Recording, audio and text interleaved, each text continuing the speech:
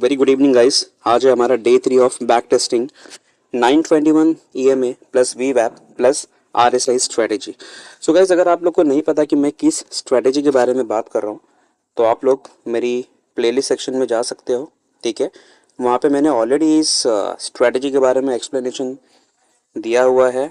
आप उसे आप उसके रूल्स एंड रेगुलेशंस को फॉलो करते हुए देन बाद में आप इस बैक टेस्टिंग सीरीज को कंटिन्यू कर सकते हो। राइट। तो चलिए स्टार्ट करते हैं। और स्टार्ट करने के पहले मैं आपको बताना चाहूँगा, ये सिर्फ और सिर्फ एजुकेशनल पर्पस के लिए है। ये कोई भी एडवाइस या फिर कोई भी रिकमेंडेशन नहीं है। राइट, एजुकेशनल पर्पस के लिए है। अगर आपको ये सही लगती है तो आप क्या कर सकते हैं, आप इसे खुद भी बैक टेस्ट कर सकते हैं। राइट, या फिर आप इसे फ्रंट टेस्ट कर सकते हैं एंड अकॉर्डिंगली आप जो है उसे अपनी ट्रेडिंग जर्नी में अपनी एक्यूरेसी बढ़ाने के लिए अपने एडवाइज़र से कंसल्ट करके आप उसे यूज़ कर सकते हैं। राइट, बट यस, कोई भी स्ट्रेटेजी 100% सक्सेसफुल नहीं होती है। राइट, कोई भी स्ट्रेटेजी सक्सेसफुल नहीं होती है। आपको हमेशा रिस्क रिवॉर्ड मैनेज करके चलना है, एज वेल एज आपकी साइकोलॉजी उसमें सही होनी चाहिए। No over trading. Right, over trading आपको बिल्कुल भी नहीं करना है, अवॉइड करना है। ये कुछ इंपॉर्टेंट पॉइंटर्स है, क्योंकि आपको एक सक्सेसफुल इन्वेस्टर या फिर सक्सेसफुल ट्रेडर बनने के लिए ये जो बेसिक रूल्स है ये फॉलो करना बहुत ही ज़रूरी है। तो आप जैसे देख रहे हैं कि लास्ट टाइम हमने 30 मार्च का यहाँ पे बैक टेस्ट किया था। आज हम बैक टेस्ट करने वाले हैं। अब हम आ गए हैं 1 अप्रैल 2026 के डेट पे। एंड हम ये देखेंगे कि ये स्ट्रेटेजी ने उस दिन यानी कि 1 अप्रैल को किस तरीके का मूवमेंट हमें दिया हुआ है, या फिर किस तरीके का मूवमेंट हुआ था इस स्ट्रेटेजी को यूज़ करते हुए या फिर इस स्ट्रेटेजी के बेसिस पे। ठीक है, तो सबसे पहले हम देखेंगे यहाँ पे एक चीज़ नोटिस करेंगे, देन हम अपने रूल्स के बारे में भी डिस्कस करेंगे। तो आप पहले ये देखिए, सबसे पहले मार्केट तो उस दिन बहुत बड़ा गैप अप हुआ। करेक्ट, तो गैप अप जब भी मार्केट होता है तो चांसेस ज़्यादा होता है कि मार्केट एक रिवर्सल फेज में आ सकता है। अगर आप यहाँ पे देखोगे तो फिर से एक पुल बैक देखिए, मार्केट ने फिर से एक यहाँ पे रिवर्सल दिया हुआ। ठीक है, तो पहली चीज़ अब हम क्या करेंगे, तो सबसे पहला जो हमारा कंडीशन था, हम देखेंगे कि मार्केट का ट्रेंड क्या है।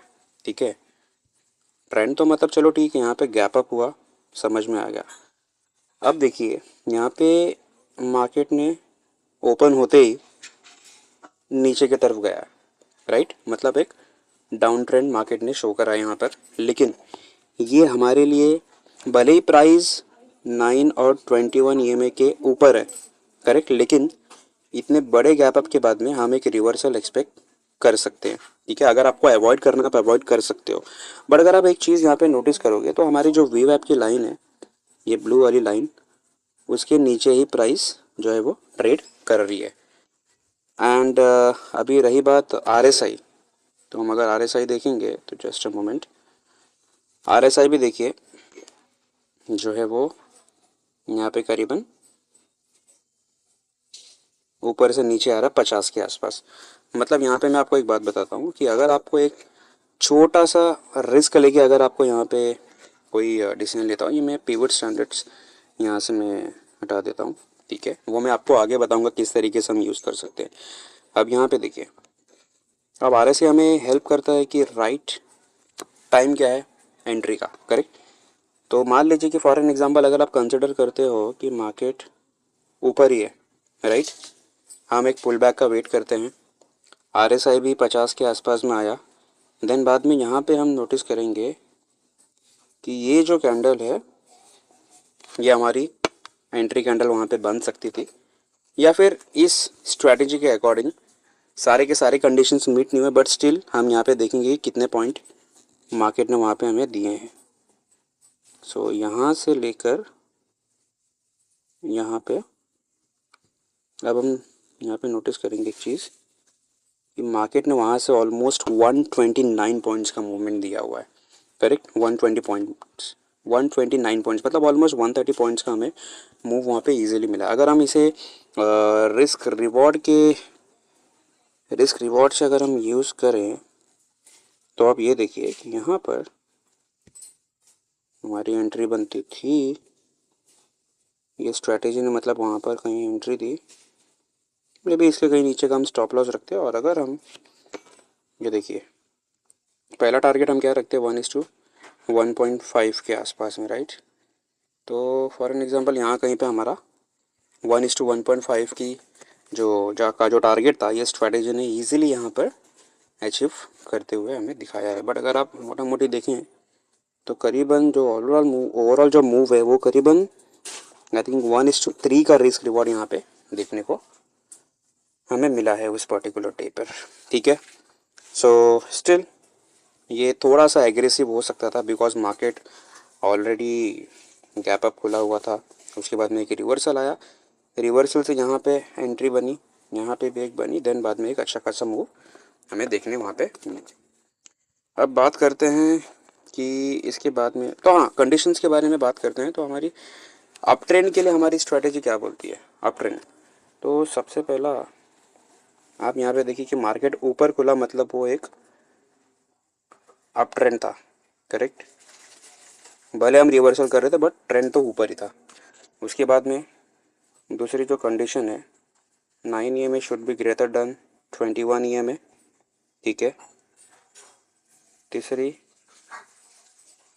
जो प्राइस है should be greater than VWAP, जो कि इस सिचुएशन में नहीं है क्योंकि प्राइस उसके नीचे है, करेक्ट।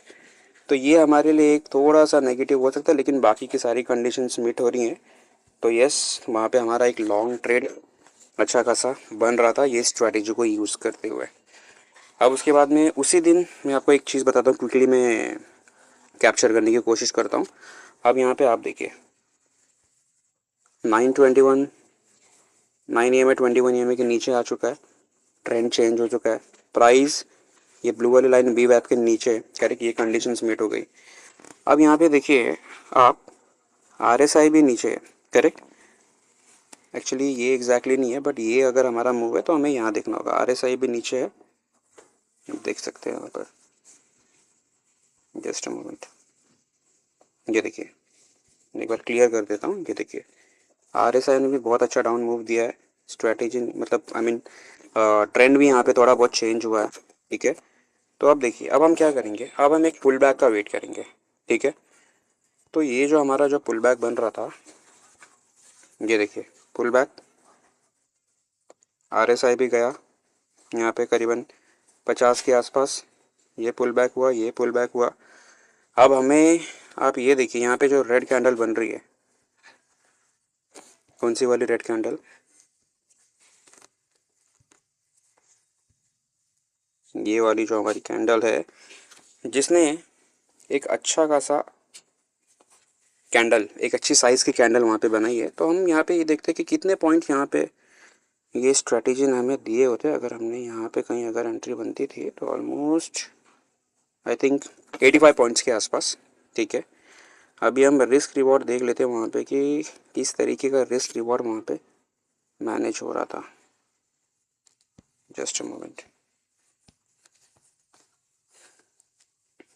ये देखिए यहाँ पे हमारी इसी कहीं हम आसपास के ऊपर का स्टॉप लॉस रखते हैं एंड पूरा जो ओवरऑल जो पॉइंट्स दिया वो करीबन एग्जैक्टली देखिए एग्जैक्टली 1:1.5 के आसपास का वहाँ पे रिस्क रिवॉर्ड अचीव हुआ। तो जैसे मैंने आपको बताया था कि एक आपको यहाँ पे मैं एक चीज़ बताता हूँ, प्रॉफिट बुकिंग कभी भी आप जब करते हो, कोई भी स्ट्रैटेजी आप यूज़ करते हो, तो मेरे अकॉर्डिंग आपको 1:1.5 का पहले तो क्वांटिटी वहाँ पे बुक करना चाहिए। बाकी अगर आपको ट्रेड को लंबे समय तक ट्रेल करके चलना है तो आप 9 EMA यूज़ कर सकते हो।